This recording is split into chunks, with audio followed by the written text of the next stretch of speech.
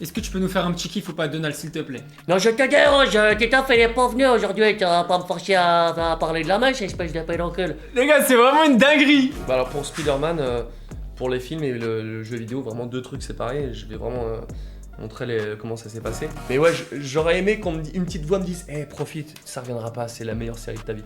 Ah ouais, pour toi, c'est vraiment la meilleure série que t'as faite, Malcolm? Ouais, franchement, dans la série comédie, ouais. La série la plus connue de Disney Channel que j'ai faite, et ça reprend là, c'est Les Sorciers de Waverly Place. Oh là là, dinguerie! Justin Russo. Ah ouais, Et, Justin Russo. J'ai fait même pas d'effort, c'est-à-dire que là je peux parler avec ma voix, et puis en même temps Titoff il arrive, et puis putain, vous savez qu'il y a Hugo, et puis je repars avec ma voix. Qui fait bien, avec Phileas, je sais ce qu'on va faire aujourd'hui, Toy Story était tellement un ovni, et c'était tellement un rôle où les gens sont forcément tombés dessus, parce que c'est pas comme maintenant où t'as un Pixar par an.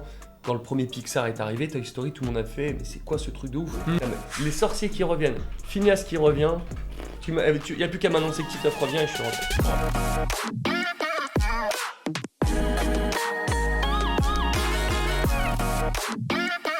La famille, j'espère que vous allez bien. Bienvenue, nouvel épisode de Top Stream. Attendez, je me place bien. J'espère que tout le monde va bien, les gars. Maël, directement. Joko, mon frérot. Comment ça va, la famille? Les gars, émission exceptionnelle aujourd'hui. J'ai envie de vous dire, c'est une émission qui va traverser le temps. Moi, je vous dis ça comme ça, les gars. On a un invité exceptionnel. Franchement, c'est quelqu'un qui a marqué notre enfance, qui marque le présent, qui marquera le futur, les gars. La famille, s'il vous plaît, faites du bruit pour monsieur Donald Renew. Donald, bienvenue. Ça va? Comment ça va? Tranquille. Bienvenue. C'est bien, et ils sont bien ces sièges, je vais le ramener pour mon bureau. Mais c'est pour toi. Ah bah c'est voilà, c'est la douane. On te l'offre. Bah voilà, c'est très bien. C'est Monsieur cadeau. Red Bull, voilà, c'est très bien. Les frères, nouvel épisode de Top Stream. Bonsoir tout le monde, bonsoir. C'est quoi ce multiverse? Mais les gars, c'est incroyable ce qui va se passer ce soir. On va parler, tu sais que moi j'aime beaucoup apprendre des gens, le Ouais. parcours. Et je sais que tu as un parcours incroyable. Et justement, on va en parler ensemble. Déjà, Donald, comment tu vas? Bah ça va bien. Bien installé? Ouais, bah dans mon futur nouveau siège. Bah oui, non mais carrément, attends. Tu sais qu'on va te donner 2-3 chaises là. Obligé. Ah, Obligé, bah oui, quand parfait. même. Comédien. Oui. En vrai, on va en parler, mais c'est un réel travail de comédien de doubler. Ah oui, oui, oui. Bah, souvent, on me dit dans les conventions, ouais, j'aimerais bien faire doubleur, là. Mais ouais, mais il faut être comédien, il faut prendre des cours de théâtre pour pouvoir faire après du doublage, mais l'un ne va pas sans l'autre, c'est évident. Je sais que tu as fait beaucoup d'interviews.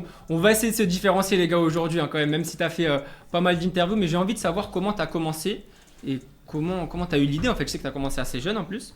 Est-ce que tu peux nous expliquer un petit peu? Ouais, bah c'est vrai que je l'ai souvent expliqué, mais c'est vrai qu'on doit repartir de C'est là. important, vrai tu que- vois. ouais, ouais. C'était en 92, à l'époque, il y avait une chaîne qui s'appelait La 5, où il y avait plein de nouveaux dessins animés. C'est un peu ça qui a vraiment changé le modèle des dessins animés pour les jeunes, dont je faisais partie. Et en fait, ils cherchaient vraiment des enfants et plus des adultes qui faisaient des voix d'enfants. Donc, je suis arrivé à ce moment-là où ils cherchaient vraiment des mômes, ce qui fait que j'ai pu apprendre comme ça sur le tas et ensuite me familiariser avec le métier, devenir de meilleur en meilleur après chaque tentative. Et puis voilà, je me suis fait sur le tas une expérience de comédien, mais c'est venu comme ça sans chercher à le faire parce qu'aujourd'hui, c'est le doublage à la hype. Mais à l'époque, on s'en foutait. Donc voilà, j'avais 10 ans et j'ai commencé comme ça, vite fait. Et puis Incroyable. on m'a dit, ma mère m'a dit, ouais, tu veux en refaire? J'ai fait, ouais, je sais pas. Et bah ouais, j'en avais rien à foutre. C'est juste que maintenant, les temps ont changé. Mais j'ai eu cette chance de pouvoir apprendre sur le tas et de pouvoir me faire en comédien et pas devoir prendre des cours de comédien. Chose que j'aurais jamais pu faire si j'avais commencé maintenant. Si toi, tu voulais faire du doublage maintenant, tu serais obligé de faire des cours de comédie parce que personne te prendrait direct sans expérience. Donc Bien sûr, ouais. c'est une vraie chance que j'ai eue. Et du coup, est-ce que tu peux nous parler un petit peu de tes premières expériences? Et je sais que notamment Toy Story.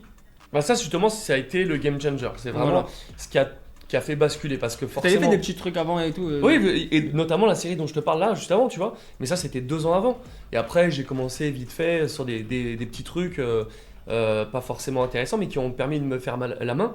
Mais Toy Story était tellement un ovni et c'était tellement un rôle où les gens sont forcément tombés dessus parce que c'est pas comme maintenant où t'as un Pixar par an. quand le premier Pixar est arrivé, Toy Story, tout le monde a fait, mais c'est quoi ce truc de ouf? Hmm. Donc, tout le monde est tombé dessus, et il se trouve que mon personnage ouvre le film. C'est ça. Donc Angie. forcément, ça marque les esprits, et ça m'a fait une pub de ouf. C'est-à-dire que déjà, film de ouf, et c'est le premier qui parle. Donc c'était trop bien, donc c'est clair que ça m'a ouvert toutes les portes après ça, quoi. Et surtout que si je me trompe pas par rapport à Toy Story, quand tu découvres, tu sais directement que ça va être un carton. Ouais. Est-ce que tu peux nous l'expliquer ça quand même parce que c'est incroyable. J'arrive au casting et je vois le film en dessin animé. Il faut savoir que quand on fait des dessins animés, on n'a jamais les trucs qui sont terminés avec les couleurs, tous les effets spéciaux, tout ça. C'est toujours des work in progress, comme on dit.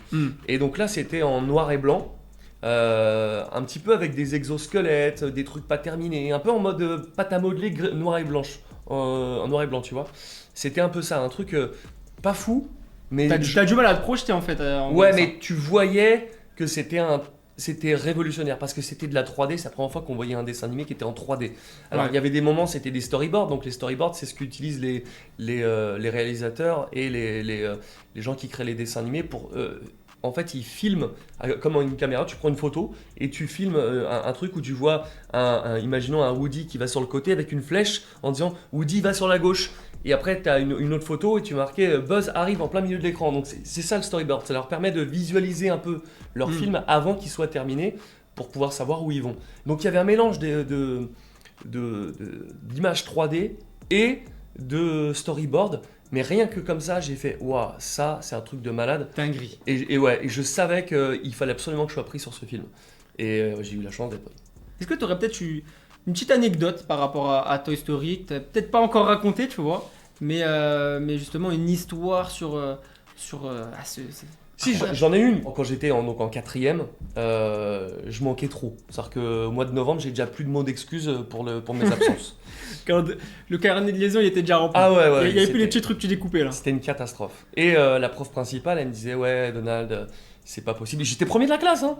Mais genre, j'avais jamais vu le mercredi de ma vie. Je sais pas quelle tête elle avait, la tête de la prof de physique, non, de sciences naturelles. Et j'étais jamais venu parce que je faisais que bosser les mercredis et les samedis. C'est comme ça qu'on peut bosser quand on est enfant. Et du coup, elle me dit ouais, je suis désolé, malgré tes performances à l'école, on va devoir prendre des mesures disciplinaires à ton encontre. Et j'ai fait ah ouais. Et parce que c'était une injustice, tu vois, j'étais premier. Ouais, effectivement, j'avais pas vu la science nat de l'année. Ouais, j'en rajoute, mais je l'ai vu 2-3 fois, tu vois. Mais vraiment, c'était que dalle. T'étais beaucoup absent voilà. avec le travail. Et donc du coup, elle me dit ça.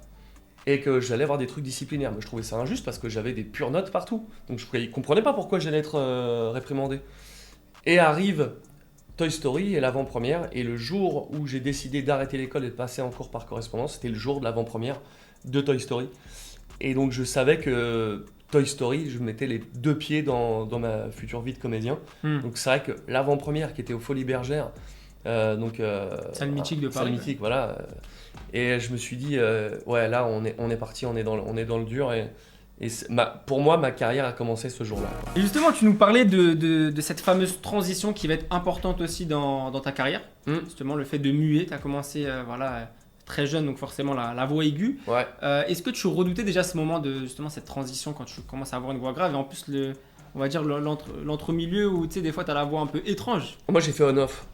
Et en fait, psychologiquement, comme je savais qu'il fallait pas que ça arrive et que je faisais un peu mon business avec ça, j'ai mué super tard. Je crois que j'ai mué entre 16 et 17 ans, quoi. Ah ouais. Vraiment tard. Ah, c'est tardou. Mais donc du coup, parce qu'en fait, il faut savoir que quand on utilise des enfants pour les doublages, il faut qu'ils soient déclarés à la DAS. Donc la protection de l'enfance, et faire un dossier qui prend du temps. Mais passé 16 ans, tu fais ce que tu veux. Et comme moi à 16 ans, j'avais pas mué, je te laisse imaginer, j'avais 6 ans d'expérience en doublage, pas besoin de déclarer à la DAS, je faisais des mômes qui avaient 7 ans parce que je pouvais alléger ma voix. Donc c'était n'importe quoi, ça bossait non-stop. Donc psychologiquement, j'ai mué très tard. Je pense que ça a dû tu penses que c'est avec ça? Ouais, ça a dû jouer, sans le vouloir, tu vois. Ok, incroyable. Mais quand j'ai mué, ça a fait on-off et là j'ai tout perdu. Mon jeu d'acteur, et j'ai vraiment perdu pied, j'ai failli pas m'en relever. J'ai beaucoup de potes qui s'en sont pas relevés. Tu vois, par exemple, mon pote Dimitri Rougeol qui faisait Simba dans Le Roi Lion, Ouais. passer la mue, ça a été très compliqué. Et puis aujourd'hui, je le vois quasiment plus. Il doit travailler un petit peu de temps en temps, mais c'est plus On était tout le temps rivaux. J'avais toujours sur les essais, il y avait Dimitri et moi. Mais d'ailleurs, sur Toy C'était Story, les deux cracks. mais sur Toy Story, il était en face de moi. Et ouais, on était tout le temps en frontal. Et j'ai senti que ça allait être Showtime.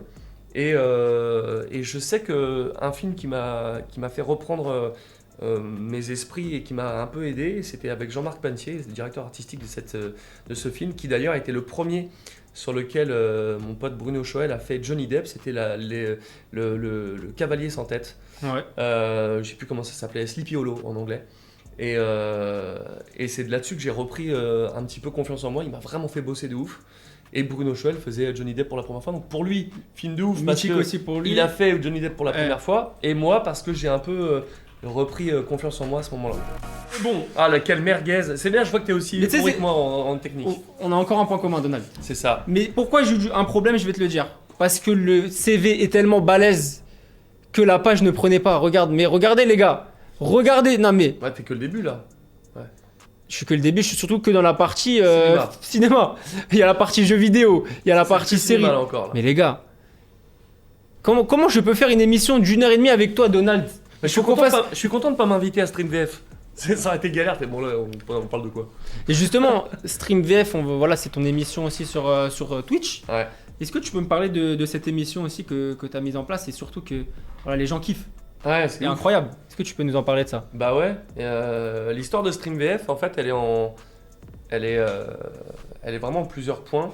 Mhm. Il y a Spider-Man, donc le premier, qui sort en 2018, et je me rends compte qu'avec la PS4, tu peux ouvrir une chaîne Twitch, et ta PS4, elle stream.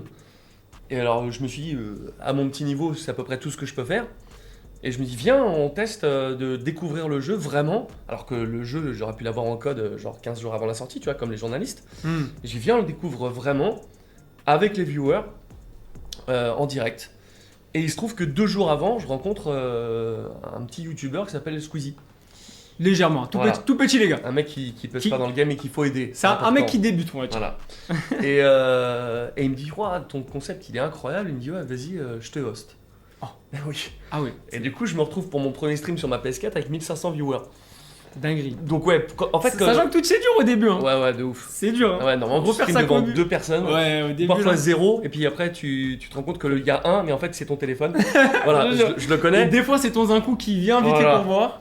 Et donc du coup je me retrouve avec masse de monde. Et trop bien, et du coup voilà, je le dis toujours, mais merci Squeezie, parce que c'est lui qui m'a lancé, que si on en est là aujourd'hui, c'est parce que ça a fonctionné à la première. Sinon je pense que j'aurais arrêté, parce que j'ai tellement de taf que streamer pour streamer, j'avais pas envie de faire carrière là-dedans, donc si Stream VF en est là, c'est grâce à Squeezie, donc merci à lui. Merci, hein, je vois qu'il y a un frérot qui s'est abonné aussi. Je remercie le bon gars, merci à toi. Tu portes très bien ton nom en tout cas. Et tu nous parlais de Spider-Man. Ouais. C'est pareil que Spider-Man, ça fait un peu partie de tes classiques hein, aussi. Ah oui, Faut le oui. dire, c'est quand même un film qui a marqué toute une génération et plusieurs générations. Est-ce que tu peux nous parler aussi de l'histoire de Spider-Man, surtout que voilà, tu vas aussi garder Andrew Garfield, Ouais. ça va te suivre en tout cas. Ouais. Est-ce que tu peux nous parler de ça? Bah alors pour Spider-Man, pour les films et le jeu vidéo, vraiment 2 trucs séparés. Je vais vraiment montrer comment ça s'est passé. Pour le premier Spider-Man, en fait, j'avais pas doublé Andrew Garfield dans le film sur The Social Network, donc le film sur l'histoire de Facebook, parce que je doublais Parce que- déjà Jesse Eisenberg. C'est ça. Mais j'avais déjà doublé Andrew Garfield une fois avant. Et du coup, le DA me dit, qui est un pote, Hervé Ray, et il me dit, ouais, écoute, dans le film, les 3 rôles, tu les as doublés. Donc, Tu voulais tous les rôles en fait là. il y avait du coup Andrew Garfield et Jesse Eisenberg et Justin Timberlake, mais Justin Timberlake, c'est Alexis Thomasian qui le fait. Moi, je l'avais fait une fois. Non, c'était après. Mais Alexis sur Justin Timberlake, c'est une dinguerie. C'est trop bien ce qu'il fait dessus. Je suis trop fan de ce qu'il fait. Mais il y avait vraiment cette question qui se posait sur Andrew Garfield et Jesse. Mais moi, Andrew Garfield, je m'étais dit, ouais, c'est vite fait. Je n'aimais pas forcément trop le comédien à la base. Et Jesse Eisenberg, je l'avais fait là-dessus. Donc, arrive Spider-Man, le premier trailer qui arrive, et moi je le double pas, parce qu'ils avaient pris le mec qu'il avait fait avant dans Social Network. Et c'est vrai que je me suis dit, bah, c'est normal que ce soit lui qui le continue, vu qu'en plus, moi, j'avais pas forcément de. La suite logique en gros. Ah, t'as eu plein de subs là. Hein. Merci mon frérot Joko. Mon Joko, merci la famille. Hein. Le premier trailer sort de Spider-Man, je suis pas dessus, mais c'est normal. Et là, le client se dit quand même, ouais, on va quand même voir faire des essais parce qu'il le trouvait un petit peu jeune et voir qui l'avait doublé avant. Et donc, je passe l'essai et là, je suis pris. Et donc, je me retrouve à faire Spider-Man pour mes 30 ans. Comme le meilleur cadeau du monde. Bah ouais. Le jour de tes 30 ans. Je l'ai terminé le jour de mes 30 ans, donc là, commencé un petit peu avant, donc en mai 2012. Et puis voilà, c'est. Toi, t'es né le 20 mai. 20 mai. 82. Tu sais comment je l'ai su? Non. Parce que voilà, quand je reçois un invité, je vais tout fouiller. Ouais. Et je sais que tu proposes des services où tu peux faire des petites vidéos dédicaces, etc. Ouais. Et tu faisais une vidéo, voilà, toi t'es né le 20 juin, bah t'es pas né. Ah, tu l'as, putain, c'est récent ça! Ouais, mais moi je suis, moi. Ah ouais, Donald, putain, il était. Non, je m'informe. Sur Vidéoléo, Oui, quoi! je m'informe, Énorme! Donald. Et tu l'as dit, ouais, t'es pas né. T'es né un mois après. Ouais, et tu sais qu'au début, je voulais pas les faire ces vidéos. Et en fait, je kiffe parce que les gens adorent ce truc-là et je m'amuse vraiment à les faire, à les personnaliser, à vraiment mettre de l'humour, à mettre ma patte là-dedans. Et puis surtout que ça me tient à cœur parce que au début, je voulais pas parce que ça m'emmerdait, tu vois, de faire payer des gens pour des vidéos. Mais en fait, je me rends compte qu'il y a vraiment des trucs importants où voilà, c'est 30 balles et le mec il kiffe. Mais c'est surtout, et j'en viens là-dessus, c'est que moi je reverse. À l'ICM, donc c'est l'institut qui est créé par le professeur Saillant, qui aujourd'hui, si je marche, c'est grâce à lui, parce que j'ai eu un accident de moto. Et donc ma moelle épinière a été pincée, mais pas segmentée, ce qui m'a causé une tétraplégie momentanée. Et c'est lui et son adjoint qui m'ont sauvé sur la table d'opération. Et si je marche aujourd'hui, c'est grâce à lui. Donc du coup, quand je fais une Vidéoléo, bah voilà, il y a l'ICM qui croque derrière. Et ça, c'est hyper important. Ça, c'est beau. Et sinon, je l'aurais pas fait. Et je trouve ça trop cool parce que c'est bien pour tout le monde en fait. C'est vertueux pour tout le monde. Et les gens aiment comme ça disait, meilleur cadeau d'anniversaire. Voilà, c'est un petit cadeau magnifique. C'est ça en vrai, les gars. Bah moi, ouais. Il faut garder le fil. Il faut et garder. J'étais sur Spider-Man. Spider-Man. Maintenant, je parle du jeu vidéo. Ouais. Et donc là, meilleur cadeau du monde. Mon pote Jean-Philippe Brière, avec qui j'étais en studio tout à l'heure d'ailleurs, me dit écoute, alors déjà je l'ai découvert à l'E3 comme tout le monde, et avec mes potes on se dit putain, ce serait une dinguerie si je pouvais faire le rôle aussi là-dessus. Et Jean-Philippe a le casting entre les mains, il me dit écoute, je voudrais te le faire passer. Le client demande pas forcément une voix qui a fait déjà Spider-Man, parce qu'en VO c'est Yuri Lowenthal qui fait que des jeux vidéo. Et il me dit mais j'aimerais vraiment que tu le fasses toi et tout, et donc on passe l'essai. Et l'essai, il était ultra dur. Il y avait 1 heure d'essai, j'ai jamais vu ça de ma vie. Et j'ai tout refait plein de fois pour vraiment être sûr de l'avoir. Et ça pleurait, ça hurlait, ça swingait entre les bâtiments. Il y avait des moments d'émotion, des moments sympas, pour vraiment qu'il y ait la palette, parce que j'ai passé 4 mois en studio pour faire Spider-Man. Ah ouais. Et donc du coup, on refait le truc, mais vraiment on chiale le truc pour être sûr que je l'ai. Et là, on se dit, ouais, bon, je pense que ça doit passer, on l'envoie, et là, je suis pris. Magnifique. Et là, vraiment, mais je sens qu'au niveau sur les réseaux sociaux, c'est ça qui a tout fait changer. La hype avec les gens, c'est Spider-Man, c'est le jeu vidéo. Donc vraiment, incroyable. Jean-Philippe qui m'a fait ce plus beau cadeau du monde, c'est de m'offrir ce rôle. Et c'est un kiff pour toi en plus d'être dans la continuité aussi. J'imagine que de quand ouf. tu commences quelque chose, tu sais, tu suis C'est en fait incroyable. l'aventure. C'est incroyable d'avoir cette continuité-là sur Spider-Man, c'est ouf. C'est pour ça que aujourd'hui, même si je fais plus Spider-Man, c'est dans le MCU que c'est Tom Holland, ok, c'est normal, le rôle est terminé, mais j'aimerais bien continuer à le faire sur les séries jeunesse, tu vois, sur Disney Junior. Il est tout petit, il a 5 ans, donc c'est mort, mais il y a des dessins animés qui se font, j'aimerais vraiment les continuer pour avoir cette continuité-là hors MCU, quoi. C'est quelque chose qui t'a marqué aussi, je pense, dans ta vie, et c'est quelque chose de mythique aussi dans ta carrière, ouais. Spider-Man. De ouf. Et est-ce que tu aurais une anecdote justement, peut-être par rapport à cette aventure-là, que ça soit avec le film, peut-être les acteurs, est-ce que tu as pu rencontrer certains acteurs aussi? Est-ce que tu as une anecdote par rapport à... Alors ouais, il y en a une qui est marrante sur le jeu vidéo, c'est que dans le 2, il se bat dans un laboratoire et puis il y a un ennemi qui arrive avec une tête d'ours sur la tête. Et le dialogue c'est et le mec il dit t'as quelque chose à dire avant que je te tue, et là en anglais ça y est aussi, mais c'était un dialogue normal, c'est fait oh j'ai fini tout le miel. Donc ça, c'est pas de moi qui ai changé le texte, mais par contre, j'ai fait une imitation de Winnie l'ourson, j'ai fait « Oh, j'ai fini tout le miel !» Et ça a tellement buzzé. Classico après. Parce que... Ouais, oui, bien sûr. Et ça a tellement buzzé que c'est remonté c'est remonté pas loin de Top Twitch, je crois. Et c'est remonté jusqu'aux États-Unis, jusqu'au directeur artistique américain et aux comédiens américains. Et les mecs, ils ont Incroyable. fait. Mais vraiment, je l'ai vu passer le tweet. Ils disent ouah, c'est incroyable ce qu'il a fait en français. Viens, on retourne en studio, on le refait nous aussi. Ils sont inspirés direct. Incroyable. Bah oui, ouais, je me rappelle de ce moment. incroyable. Il finit tout le miel. Et en vrai, c'est quoi que tu préfères faire vraiment entre le film d'animation, entre les séries, films, les jeux vidéo? Est-ce que tu as un truc particulier où vraiment Ouais. c'est là où tu prends le plus de plaisir? Le plus de plaisir, c'est un film Disney. Il n'y a Ouais. rien qui est au-dessus. Il n'y a rien qui est au-dessus. Et tu vois, même des films de DreamWorks, des trucs comme ça, mais vraiment les Disney, c'est vraiment.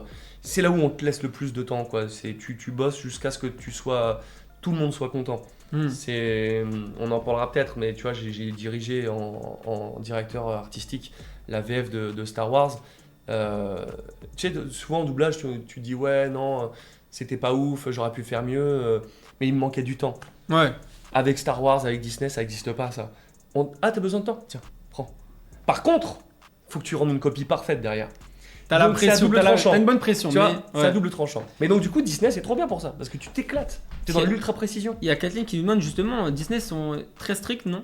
Ah oui, mais c'est normal. Ils te mettent les méga budgets, ils te mettent dans les meilleures conditions. Donc, c'est normal qu'ils t'imposent la perfection. Et c'est pour ça que moi, dans les Disney, j'adore faire ça. J'adore bosser sur un Disney, que ce soit pour 10 lignes ou pour que ce soit le rôle principal. C'est un kiff à chaque fois parce que tu peux tellement t'appuyer, on en parlait des Toy Story, c'était révolutionnaire, sur les émotions du personnage telles qu'ils sont retranscrits à l'écran, ce qu'a fait l'acteur en VO. T'as tout dans les meilleures conditions pour t'amuser au maximum, donc c'est royal, quoi. Tu me parlais quand même que tu as fait directeur artistique Ouais. Star Wars. Explique-nous ce moment, ce passage incroyable. Surtout que c'est classique aussi, tu vois. Ah On parle pas d'un petit film, Ouais, tu vois. c'était les derniers Jedi, et j'ai fait solo aussi Star Wars Story. Mais c'est extrêmement difficile, c'est-à-dire quand tu bosses 4-5 semaines sur le film, tu rentres le soir, t'as John Williams dans les oreilles, t'as vraiment cette impression, tu sors dans le studio, tu rentres chez toi, t'es sur le scooter, et je te jure que t'entends encore des musiques de Star Wars dans la tête tellement, Ouais, c'est ça. 8 heures par jour, c'est-à-dire que Ouais. un peu moins maintenant, mais pendant 1 an ou 2, j'étais capable de te dire à 20 secondes près ce qui se passait dans Star Wars Les Derniers Jedi, tellement tu le connais par cœur. Ouais. Et c'est extrêmement difficile à faire parce que du coup, c'est des semaines de travail, mais tu vois le film une seule fois. Moi, je l'ai vu donc, au moins 3-4 mois, même plus que ça, avant la sortie en Angleterre. Et chez Lucas, enfin pas Lucas, mais moi, un partenaire là-bas. Et celui qui te présente le film, au début, je fais à mon superviseur français, je lui dis mais c'est qui le mec là-bas? Il me fait ah ben lui c'est le réalisateur. Et c'était lui qui était en train de nous pitcher le film, ce qu'on allait voir, et on a fait partie de la première séance qu'a vu Star Wars. Et quand tu vois Incroyable. et là tu sais que tu fais partie de la première salle qui visionne ça, c'est un moment d'émotion de ouf. Ah, bien Et sûr. donc du coup cette vision là qui est en 4K magnifique, tout ça, c'est la dernière fois que tu la vois nickel. Et il faut tout retenir.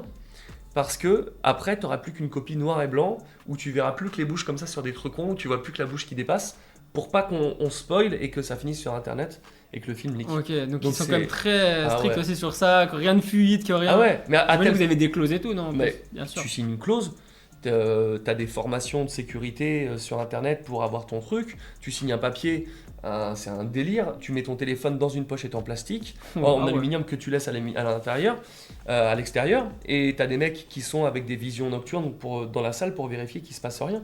Et c'est un truc de malade. Ça, c'est le haut niveau. Là, tu sais que. Ah, T'as rien dessus au niveau de confidentialité. Et c'est extrêmement difficile. Et pour l'anecdote, sur Solo, avant qu'on commence le visionnage, il m'a dit écoute, telle personne meurt à la fin. Je te le spoil tout de suite, comme ça, t'as plus l'histoire de film. Je te Ah ouais. spoil le truc direct, comme ça maintenant t'es concentré et tu visionnes le film en tant que directeur artistique. ouais, qui t'es tu remets pas, ton truc. t'es pas un Soit spectateur. T'es pas là dans l'histoire. Il m'a spoilé tout le film en 10 secondes. Ok, c'est mort, voilà, il va se passer ça. Tu fais ok, bon d'accord, j'ai compris. Frustrant quand même. Ouais, mais il a raison, mais il Ouais. avait raison. Parce que du coup, j'ai pas vu le film de la même manière. J'étais vraiment dans le truc à dire, ok, elle, je vais prendre telle comédienne, ou peut-être elle, ok, lui, c'est ça. Et tu visionnes pas de la même manière. Et il avait raison. Moi, j'ai envie d'être égoïste aujourd'hui, Donald. Ouais. T'as tellement fait de choses que ça serait très compliqué de parler de tout. J'ai envie de parler quand même des choses qui m'ont marqué. Est-ce que je peux être Ah égoïste? bah ou vas-y, pas vas-y. Ça te dérange pas? Envoie. Tu me parlais de Titeuf tout à l'heure. Tu sais que Titeuf, moi je suis né en 1999, Donald. Putain. Je suis né en Oh, 80. J'avais déjà en 125, putain, le coup de vieux. Oh, Tu sais que Titeuf, moi ça a marqué mon enfance. Bah ouais. Est-ce que tu peux me parler? Ma mère m'appelle Titeuf en plus. Tellement je Non. regardais Titeuf, ma mère m'appelle Titeuf. Je crois qu'elle a pas vu qu'on faisait émission ensemble, mais quand je vais lui dire, elle va dire c'est un truc de fou. Parce que vraiment, elle m'appelait Titeuf. Ouais. Team 99, exactement, Kathleen, tu connais. Est-ce que tu peux me parler de cette aventure-là? Parce que là, t'as carrément mon frérot Sofiane qui est là. Il disait faut qu'on te remercie en vrai. En vrai, c'est ça. cool. Parce que ça t'a marqué une enfance. Explique-moi cette aventure Titeuf, comment ça démarre, des anecdotes par rapport à ça. On a envie de kiffer tous ensemble, tu vois. Bah, j'ai senti, là encore une fois, tu sais, comme Toy Story, que celui-là, il fallait pas le rater, l'essai. Ouais. J'avais raté d'ailleurs l'essai juste avant d'un dessin animé qui s'appelait Cédric. J'ai Ah, pas bien été sûr, pris. Cédric. Et Avec son papy là aussi. Là. exactement. Et avant Titeuf, j'avais fait une série pour Nickelodeon qui s'appelait Rocket Power. Ouais. Et en gros, pour moi, la bêta version de Titeuf, c'est Auto Rocket. Si vous écoutez cette série, vous vous rendrez compte que les premiers épisodes de Titeuf et Auto Rocket, il a la même voix. Ah ouais. Ouais, c'était un peu. Je me suis inspiré d'Auto Rocket pour faire Titeuf. Et pour moi, je voyais que cette voix-là pour Titeuf. Il était un peu râleur et tout, donc j'avais envie de faire cette voix-là. Et ce qui était chelou, c'est quand j'ai passé le casting, ouais, il y avait une bonne trentaine de comédiens, ce qui n'arrive jamais. Au moment où tu passes un casting, t'es solo. Et il y avait 30 personnes sur le plateau, tous assis par terre sur la moquette, sur un énorme studio de doublage. Il y a studio de doublage et studio de doublage. Et là, c'était le gros énorme. Et les mecs, ils étaient tous assis partout. On aurait dit qu'ils faisaient une manifestation pour l'écologie. Ils s'enchaînaient au Il y avait tout le mur. monde. Ah ouais, je te jure, c'est chelou. Alors, c'est de laquelle? Et du coup, moi, je vois ça, je fais, oh putain, le traquenard. Et je vais voir le DA et je lui fais un coup de bluff. Je fais écoute, Claudio, ouais, c'est chaud, là je vois qu'il y a du monde. Moi j'ai une demi-heure devant moi, pas plus. Enfin, tu vois, j'étais convoqué à 11h30. Pour moi, à midi, c'est terminé, tu vois.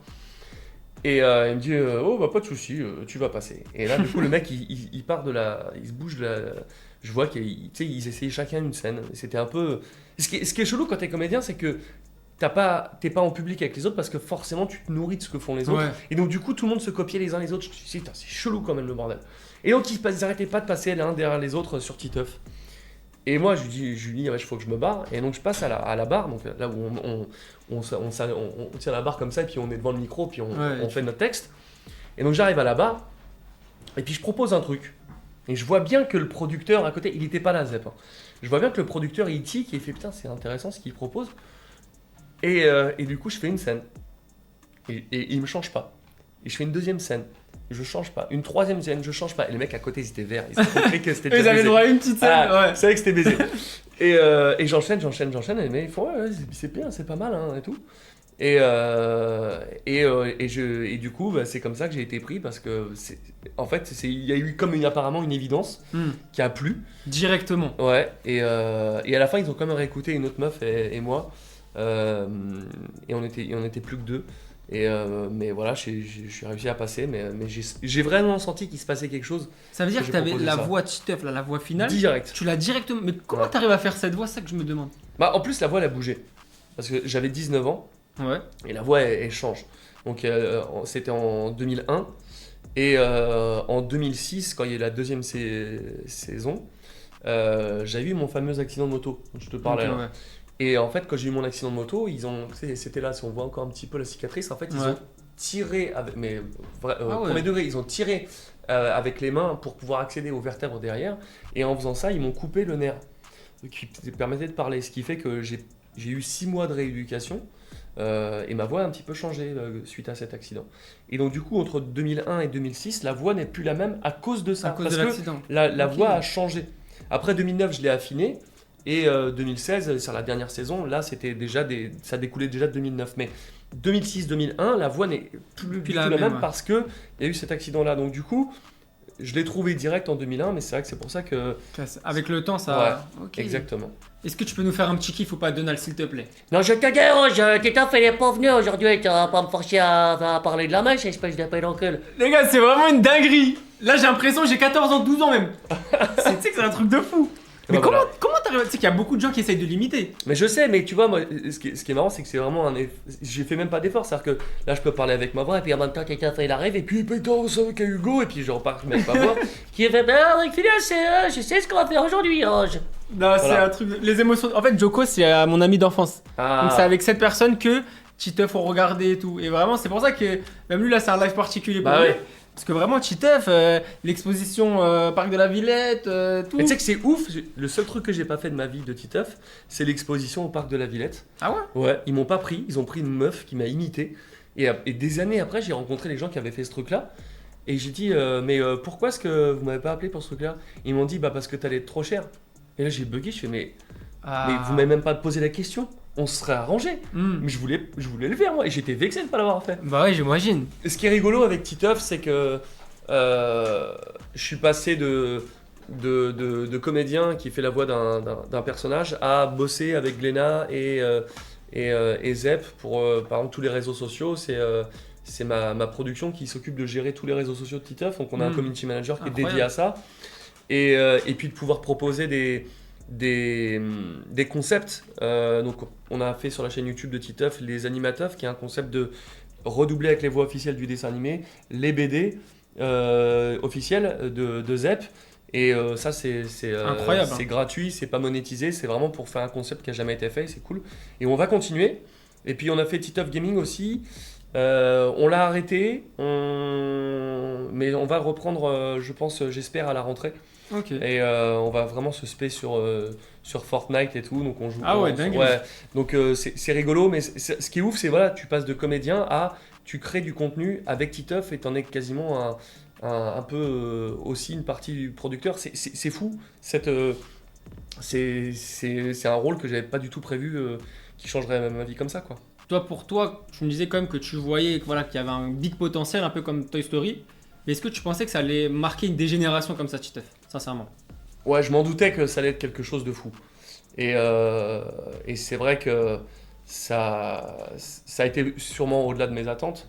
Le seul regret que je puisse avoir, c'est que depuis 2016, on a plus refait. Je trouve ça dommage parce qu'aujourd'hui, je vois en convention, les jeunes me parlent de Titeuf, tu vois, ils ont ton âge. Et les petits, à part quand, tu vois, toi, tu aurais un môme et il aurait 4-5 ans. La transmission, en fait. Voilà. Si t'as pas le papa ou la maman qui était fan de Titeuf et qui lui montre, qui fait la démarche de lui montrer, il peut pas avoir Titeuf aujourd'hui parce que on n'a pas continué depuis 2016. Il n'y a pas eu de nouvelle saison. C'est dommage parce que il y a toute une génération aujourd'hui qui n'a pas grandi avec Titeuf et qui... C'est dommage parce que c'était un truc de fou. Moi carrément j'avais la DS et je jouais, il y avait un jeu sur la DS. Ouais, ça jouait, bien sûr, il était trop bien. Et du coup c'est pour ça que j'ose espérer qu'on puisse repartir avec ce personnage-là sur des dessins animés plus tard, quoi. Ce serait cool. Tu penses que c'est possible vraiment un retour de Titeuf ou pas? J'en sais rien, mais j'aimerais vraiment beaucoup parce que ce personnage-là me manque de la même manière que Phineas de Phineas et Ferb me manque. Mais là je sais qu'aux États-Unis ils ont annoncé qu'ils en refaisaient d'autres, donc c'est cool parce que... Donc Phineas et Ferb est de retour. Ouais. Ah ça tu sais que c'est un dinguerie aussi. Mon frérot Joko, hein, il sait très bien Phineas et Ferb, pareil. Phineas et Ferb qui a, voilà, c'était sur Disney Channel ça, Phineas et Ferb. Non, c'était Disney Channel, hein. Attends, je vais faire un plaisir. Choco, je sais ce qu'on va faire aujourd'hui. En fait, il est orange. Ah bah te voilà. Non, c'est une dinguerie les gars. Les gars, moi, le générique, rien que le générique, c'est une dinguerie. Tu sais que tout le monde le chante. Merci beaucoup mon frérot Alex. De joie. Merci mon Alex. Transmission de génération, mais c'est ça en fait, c'est important. Moi je suis obligé d'embrasser ma maman, qui celle je crois qui m'a fait découvrir Titeuf, hein, qui me mettait devant. Donc maman, gros bisous. Titeuf, voilà, elle le sait, celle qui m'a amené au parc de la Villette et tout, je pleure de joie. C'est ça que Phineas et Ferb, moi je t'ai dit là je suis égoïste aujourd'hui. Ouais. Phineas et Ferb, est-ce que tu peux nous en parler? Pareil, hein, Phineas et Ferb, on a saigné ça. Bah, pour moi, Phineas et Ferb c'est cool, mais j'aurais aimé qu'il y ait encore plus de fame autour de cette série. Pour moi, tu trouves que... Le terme est un peu fort, mais sous-coté, mais pas loin. Enfin, beaucoup l'ont connu, mais j'aurais aimé que ce soit une série ultra connue de Disney parce qu'elle est tellement géniale. Et j'avais rencontré à l'avant-première, enfin pas l'avant-première, mais ils faisaient la promotion de la série en France, les créateurs. Ouais. Et je sais que j'ai vu une interview d'eux, mais genre il y a 2 ans, et ils parlaient de moi, ils se rappelaient de moi. Et il me mentionnait, il me dit ouais, en français, c'était un comédien qui était très, très sympa et tout, qui adorait le personnage, et il s'en rappelait. Et ce qui est dommage, ça s'est pas fait, peut-être qu'ils y penseront, mais il m'avait dit quand ils étaient passés qu'ils essaieraient de créer un personnage de français et qu'ils me feraient venir aux États-Unis. Ah, ça serait lourd ça, de ouf. J'aimerais bien que si ça recommence, si ça pourrait se faire un jour, ce serait... Genre le français, le personnage français en mode... ouais, genre, hello, I am John, I'm from France. Hey Phineas, how are you? Oh, salut! Tu vois, ça pourrait être rigolo. Incroyable, bah oui. Je ferais les deux, du coup, ça de ouf. Il est où Perry l'ornithorynque? Ah les gars, Perry l'ornithorynque. T'en as fait d'autres aussi Disney. J'ai vu que t'avais fait Anna Montana aussi, non? Moi, j'en ai fait tellement pour T'as- Disney tu- Channel. tu peux- Attends, la série la plus connue de Disney Channel que j'ai faite, et ça reprend là, c'est Les Sorciers de Waverly Place. Oh là là, dinguerie. Justin Russo. Ah ouais, Et, Justin Russo. Et là, ce qui est ouf, c'est que Avec Selena Gomez et tout. Justin Russo, il est papa et il a des enfants. Et ce qui serait ouf, c'est que ce soit mon fils, vraiment, qui double mon Ah fils ouais. dans la série. Et là, Incroyable. je crois que je pourrais pleurer de joie comme Joko. Je lui ai fait sa journée, quoi. Les sorciers qui reviennent, Phineas qui revient. Il n'y a plus qu'à m'annoncer que Titeuf revient et je suis refait. Oh là là, Kim Possible. Oh Ah là oui, là, Kim non, Possible, ben t'as fait oui. Kim Possible aussi en plus. Ah ouais, ça c'était génial. La cette cour de série. récré. Ouais. Oh, La la- cour de récré, j'ai mué au milieu de la série, c'était drôle. Il y a Saï qui nous demande, tu penses quoi du fait que les influenceurs soient privilégiés dans les castings? Non. Influenceurs youtubeurs. C'est pas vrai. Il y a toujours eu des star talents, et puis c'est aujourd'hui le doublage a de la hype comme ça, c'est aussi beaucoup grâce à tous les making-of qu'ils ont pu faire avec ces star talents. Mais donc du coup, les influenceurs, il n'y en a pas tant que ça, et quand ils viennent, c'est de temps en temps, on perd pas tant de taf que ça, et s'ils kiffent, qu'ils parlent du doublage, ce qui est un peu plus relou, c'est quand t'as le making-of et qu'ils parlent que de l'influenceur et pas du rôle principal qui lui Ouais. a beaucoup de talent. Ça, je trouve ça un peu dommage qu'il passe à côté, mais sinon, c'est pas tellement un vrai problème, quoi. Autre série que j'ai envie de te parler, c'est Malcolm. Ah ouais, Parce que, incroyable, pareil, donc tu fais Riz. ouais, Et je sais qu'en plus de ça, par rapport à cette série-là, t'as pas assez profité. bah oui. Explique-nous s'il te plaît par rapport à Malcolm qui pareil a marqué des générations. Bah ouais, parce qu'en fait, je me rendais pas compte qu'on faisait un ovni, que c'était vraiment un truc de ouf. Et que du coup, on allait pouvoir vraiment. Il fallait en profiter parce que ça reviendra jamais. Mais je m'en suis rendu compte à la fin, et à la fin, je voulais plus enregistrer avec les jeunes, je voulais enregistrer avec les parents. Parce Ouais. qu'ils étaient complètement déragondés. Ouais, c'est vrai que les parents, Ils étaient déglingués. Ouais. Et donc, je demandais à être avec eux pour enregistrer parce qu'on rigolait un peu plus. Mais c'était trop cool. Mais ouais, j'aurais aimé une petite voix me dise profite, ça reviendra pas, c'est la meilleure série de ta vie. Ah ouais, pour toi c'est vraiment la meilleure série que t'as faite, Malcolm? Ouais, franchement, Parce dans que la série comédie, ouais. C'est une dinguerie, Malcolm. Hein. Parce que tu vois, les sorciers, c'est autre chose. Là, vraiment, Malcolm n'a pas vieilli d'un poil, quoi. Et des fois, ça passe encore. Bien Tu sais, sûr. W9, ils aiment bien les remettre. C'est sur Disney Plus encore. Ouais, non, ah ouais, c'est vrai qu'ils l'ont repris, ouais, Disney. Non, Malcolm. Ouais. Et donc, du coup, Francky Muniz, je l'ai rencontré. Je lui ai dit, ouais, écoute, je lui ai dit, effectivement, je t'ai doublé dans Agent Colibank. Il dit, ouais, c'est incroyable et tout. Mais je faisais Riz, il me fait, ah, c'est ouf. On a bien discuté, très sympa. Mais c'est arrivé qu'une fois, effectivement. Donc, celui qui joue Malcolm. Ouais. Francky Muniz. Il faut le dire aussi, on parlait tu sais, des acteurs américains, Ouais. mais tu as quand même doublé des grands acteurs américains. Ouais. Est-ce que tu peux nous parler de quelle est la différence justement quand justement tu suis par exemple un Jesse Eisenberg, tu vois, dans des gros classiques, Ouais. tu vois, Insaisissable, même quand tu fais justement la voix de Mark Zuckerberg, donc quand même un truc de fou. Ouais. Est-ce que c'est plus dur justement de s'adapter à un acteur américain qu'un Bah film ouais. d'animation? Bah oui, parce qu'un film d'animation, tu fais ce que tu veux. Tu présentes la VF que tu as envie de présenter, tu fais à ta sauce, tu t'amuses. Quand je fais Paul Dano dans Batman et que tu fais le méchant, Incroyable. il faut respecter ce qu'il a fait lui-même, parce que si tu le fais pas, ça devient de la merde et tu dénatures la VO. Le but quand tu fais un film comme ça, c'est de trahir le moins possible la VO. Mm. Donc si tu fais n'importe quoi, ça devient de la merde. Quand tu fais un bon doublage, le doublage il s'oublie. Quand tu penses au doublage et que tu te dis oh là, le doublage c'est qu'il y a un truc qui va pas, c'est que c'est raté, c'est de la merde. Ouais. Donc ouais non, ça n'a rien à voir. Et c'est pour ça que c'est beaucoup plus difficile d'être ultra performant sur du live que sur des dessins animés. Là, c'est vraiment, t'es en full kiff là. S'il y a plein de trucs qui peuvent se greffer, c'est vraiment continuer dans ce que t'aimes faire en fait. Ouais, voilà, ouais, c'est clair. C'est pour ça que quand là, tu vois, depuis septembre, on travaille quasiment plus. Là, on sent que ça reprend un petit peu. Passer cette année quasiment à l'arrêt, c'était très difficile pour moi parce que j'avais l'impression que c'était un démarrage de c'est déjà fini, ta carrière elle est déjà quasiment derrière toi. Donc ça m'a vraiment fait peur et ça me fait toujours peur, donc je sais pas où on va avec l'IA. Mais Ah, toi, tu penses que ça peut vraiment. ça peut. Ça peut faire quelque chose de néfaste pour les Le comédiens? le métier peut s'arrêter dans les mois, années à venir, clairement. Donc comme on sait pas où on va, je vais pas passer 20 minutes là-dessus, mais comme on sait pas où on va, c'est pour ça qu'on a fait tous ces messages sur les réseaux sociaux, parce que le doublage peut s'arrêter assez rapidement et ça fera on-off. Parce que si aux États-Unis ils décident que Brad Pitt ou Andrew Garfield ils parlent avec sa voix américaine en français, Ouais. on pourra pas se battre là-dessus. Mais moi j'ai un souci là-dessus, c'est que ce sera ni la VO ni la VF. Parce que il l'a fait en VO. Maintenant, c'est un double clic qui va faire que ça va se transformer en VF. Mais Andrew Garfield ne l'aura jamais fait, ce truc-là, en VO. Donc c'est un truc qui n'existe pas. Et comme je dis souvent pour cet exemple-là, ça qu'il est hyper parlant, ils ont retrouvé des toiles, une toile de Van Gogh. Ils l'ont scanné, ils ont vu qu'il y avait un croquis en dessous, qu'il n'a jamais voulu faire. Grâce à l'IA, ils ont pu le scanner et voir que c'était un croquis de boxeur. Mais Van Gogh a décidé qu'il avait plus envie de le faire. Ouais. Il n'avait pas envie de le faire. Il ne l'a pas fait. Eux, ils l'ont scanné et ils l'ont fait avec, grâce à l'intelligence artificielle et son coup de pinceau, recréer le tableau s'il l'avait fait lui-même. Alors que Est-ce que, à la fin, c'est un Van Gogh ou pas? Pour moi, non. Ben voilà. Et donc du Ouais. coup, pour l'IA et la version française, ce sera pareil. Ce sera un robot qui aura créé une version française. Mais surtout, est-ce que ils vont avoir les mêmes émotions aussi qu'un humain? Ben voilà. C'est bizarre ça. Tu sais, il y a même dans la musique, il y a des featuring entre deux gros artistes qui se font Avec grâce à Angèle. l'IA. Angèle qui Angèle. reprend Gazo par exemple. Ou même, dis-toi, il y a un feat Chacola. C'était quoi? C'était Chacola Nino qui n'a jamais été fait dans le rap français. Et tellement les gens ont kiffé. Et le son, il a pris, il a fait des streams de fou, il tournait un petit peu partout, alors que on sait que c'est faux, tu vois. Non mais il y a un vrai souci avec l'IA. En tout cas, merci beaucoup Donald. J'espère que t'as kiffé l'émission. Ouais, bonjour, très sympa. Très On cool. est à la cool, on essaye de Là, c'était vraiment là, j'étais un peu égoïste, désolé les frères aujourd'hui, mais voilà tu sais, c'est les kiffs de l'enfance, hein. On Bah repart ouais, sur hein. des anecdotes, sur des trucs et voilà. En tout cas, si t'as kiffé, Ben, c'était très bien. et ben t'es le bienvenu. De toute façon, dès que tu veux revenir, voilà. Je t'envoie l'adresse pour la chaise.